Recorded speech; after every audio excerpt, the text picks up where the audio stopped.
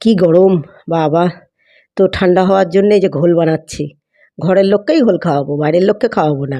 যেহেতু বাড়িতে আছি বাড়ির লোককেই খাওয়াবো। তো মেয়ে এখন গরমের মধ্যে ওই ঘরে পড়ছে। ওর ঘরটা প্রচণ্ড গরম। বললাম, "চল এই ঘরে এসি চালিয়ে এই ঘরে বস।" কিন্তু কিছুতেই শুনল না। না, আমার বই খাতা এখন টেনে হিঁচড়ে আমি ওই ঘরে নিয়ে যেতে পারবো না। আমি এখানেই বসবো। তো গরমে বসে আছে। একটু দই খাওয়াতে গেলে দই তো শুধু দই খায় না।